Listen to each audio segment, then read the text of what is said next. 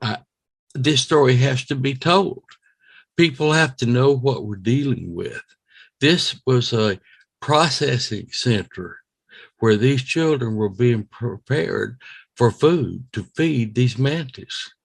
And they were taken in there, and all of their extremities, their arms, legs, their heads were all removed by a laser knife type thing. They just seared right across it and it dropped off. And these parts of the bodies were packed in containers to be sent somewhere else. I'm not sure. I didn't witness where they were. Based on that, yes, these installations for the most part are subterranean, and they go down several several levels. I can't give specifics, but they are real. Deep underground military bases are a real thing. It's the most common practice for all this technology because they have somewhere to store it, and it's safe from nuclear fallout, nuclear exchange. So I wish I could talk about it further, but I honestly can't. So maybe one day in the future I will be able to, and when that does happen, I'll be able to point and paint a picture for everybody so they understand. But it's a lot of money to fund these, and what the interesting thing about this too is all these installations are very self-sufficient. So the everybody's asked, well, what about the janitors? What about the people who prep the food or do facilities maintenance? Like, why don't they come forward? Well, they're also taken in the demographic of people that may not have this ability with P3 when they're screened, but they use these refugees also to use this. And if they're given a good lifestyle, they're taken care of, they have medical, they've got education, their families are taken care of, then they will not come forward and risk their livelihood because they're technically illegal immigrants. And there's a risk that, let's say, if they were to get deported or something, they'd have to go back to where they're at. They don't want to go back to a impoverished area. They want to stay in the program they're doing because they're taken care of. Sure. And that's kind of it's because what they have expressed is that if you were to go liberate people in these installations, they are people who don't want to be liberated. They want to just resume their lifestyle because they're given everything they need, more than what they would be in their original environment that they come from. Go ahead, Jonathan. Yeah, I just wanted to wait. I need to get that documentation before I want to talk about it. All right. Nevada near each other, and of course, we have Area 51 in Nevada. They're all connected.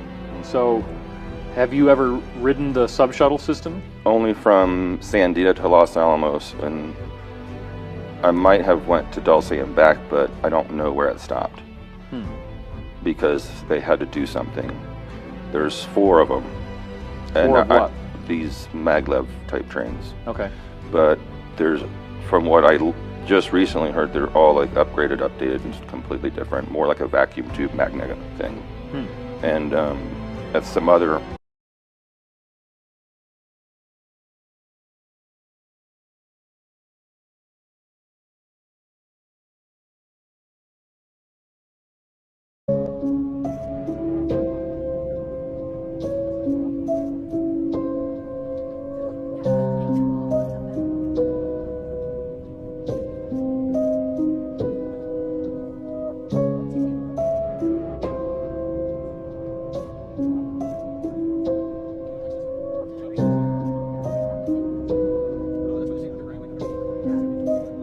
I'm Phil Schneider.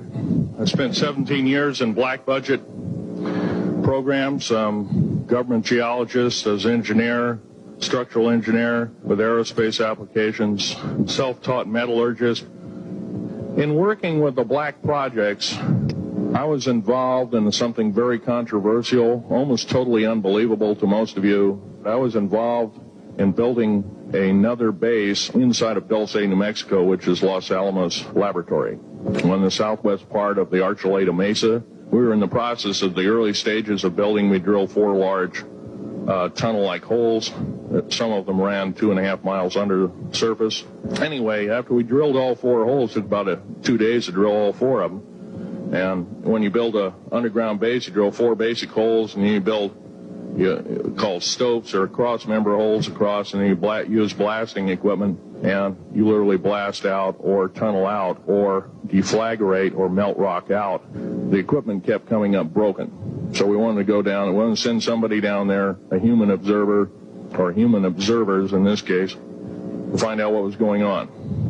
When I saw Green Beret and Black Beret people encamped inside of our geologist camp, I knew something was up. The gig was up. In this process, I was lowered down the basket of one of these holes, and about from me to this elderly woman here in the front was sitting a 7-foot tall alien gray. The stench was worse than the worst garbage can you can imagine. I didn't waste any time. I reached for my pistol. At that time, as an engineer, I didn't have time to carry all the folderol of one of these big submachine guns that all the sea spray and the yellow fruit and the outer perimeter and inner perimeter security people carried. I carried a little Walther PPK pistol with a 9-shot clip. Plus, you're in almost like a spacesuit environment, and you're reaching for a gun. It's not the easiest thing to do, and then to pop a clip in it and start shooting. And I killed 2 of them. Yes, they're mortal, and they do die. However, in the process, one of them did this. All I remember is that he just kind of waved his hand in front of his chest, and the next thing I know, this blue beam hit me and just literally opened me up like a fish. It was some form of electrical force, because the kind of like being hit by a lightning bolt burned all my toenails off of me. And there was a Green Beret that was right behind me, but he risked his life. He shoved me back in the bass and hit the button and took me up. And I wouldn't be alive talking to you today if it wasn't for him. I'm forever indebted. He lost his life. 66 Secret Service agents, Green Berets, Black Berets, crack troops lost their lives because the government, our United States government, lied, did not tell us anything about the alien threat. There's a war underneath there, and I'm talking dead serious. The military's known about the alien question for the better part of 70 years. Right now, there are 131 active deep underground military bases in the United States. There's 1,477 of them worldwide. It would take a year to 2 years to build each one, and now they're capable of building a couple of them a year with sophisticated methods. My colleague Al Bielek has actually been on some of the high-speed railways, the magneto-leviton trains that connect all the deep underground military bases within the United States. He's been on a Mach 2 train and floats off of a single rail at 3/4 of an inch off the rail, and we have nothing like this on the surface.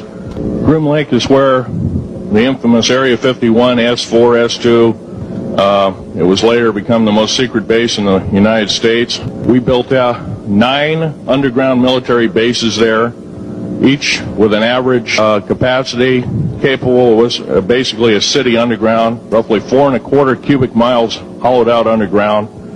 Now, boring machines, for instance, they don't bore, they literally vitrify and melt the rock, deflagrate the rock. It's a very sophisticated laser melting and deflagrating system. It reduces the rock to a powder and then melts the remaining rock as a coating on the inside of the base, so you don't have to use gunite cements and other kinds of things like that. That's all old hat now. Phil Schneider gave most of his lectures in 1995. He gained a following speaking around the United States, telling people about his alleged experiences. Phil claimed that he personally knew people who also worked in black budget programs who were murdered, and that most of them were made to look like a suicide. There's a good chance that when I fly back to Vegas, I have to drive home. I left my car down in Vegas. I have to drive home alone. I'm scared to hell. On January 17th, 1996, after not being seen for at least 5 days, Phil Schneider was found dead in his apartment by his landlord and a detective from the Clackamas County Sheriff's Office. The autopsy report listed the cause of death as unknown, but it was later discovered that Phil was actually strangled by his own catheter hose. Was this a case of negligence or a cover-up? There's a number of you ladies present, so I won't gore you out, but Al has seen some of the wounds, and there's a few other people that have been to a few of my other lectures, and they can attest that I have been shot. I've been run off the road. I've been pushed off the road. Probably the reason I got shot to pieces and 11 attempts on my life is I am a direct threat to the entire system. The New World Order, the alien agenda is one and the same. It's world takeover and the decimation of the population of this planet. There are 9 races of alien populations. To look at a human being as a bag of food. They're not cannibals. They don't eat the flesh and the bones and all that kind of stuff. They use the glandular secretions of animals and human beings as a mixture of the vitamins for their food. They get high off of our adrenal gland substances called adrenochrome. It's something like cocaine to them. And you'll keep seeing more and more people disappear. Right now, there's 100,000 children totally unaccountable through FBI archives, cannot be traced anywhere. They haven't been murdered. Nobody's ever seen them. I think they're hauled underneath in some of these bases, and they are summarily done away with, and they are literally eaten. Now, that is a scary thing indeed. Deep underground military bases. Extraterrestrials living beneath Earth's surface. A race that might not even be from another planet, but rather one that has existed here, in the shadows, throughout mankind's entire development. Is this the biggest cover-up in our history?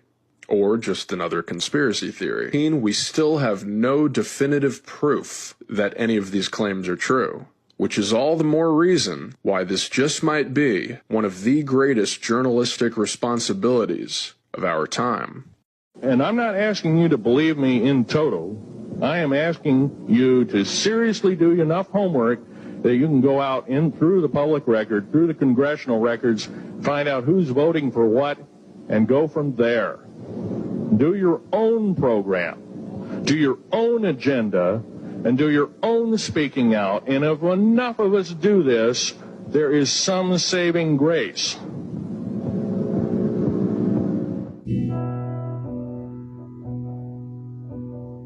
On our knees, with our heads turned heavenwards, crying out into the void, what did we do to deserve this?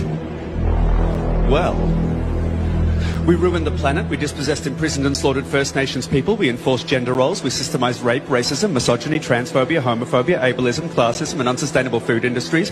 We allowed fossil fuel companies to operate our elected officials like ventriloquist dummies from hell, raping our planet for economic gain. We turned the prisons and military into big business. We sold our land, our resources, our water table and the port of Darwin to the Chinese, who we're now in a trade war with. We empowered the church to such a degree it's now just a tax haven for pedophiles, with the ability to manipulate government policy and mandate legislation on women's bodies without their consent. And we bred dogs to a superficial aesthetic level so they can no longer breathe. But pugs are so cute the way they suffocate when they walk. Their eyes are pointing in different directions because they're asking both owners to kill aliens called Reptilians. The Reptilians like to eat the animals of Earth and occasionally enjoyed eating human flesh too. They brainwashed the Earthlings by using the name of God when their true intentions were to invade and overtake the Earth. But this was a violation of the Universal Code, which states that no planet should interfere with any other planet as long as its people live with a spirit of love and harmony. They cunningly devised a plan that would not breach the Universal Code. They brainwashed individuals and used them to instigate disorder in society. This gave the Reptilians a reason to interfere.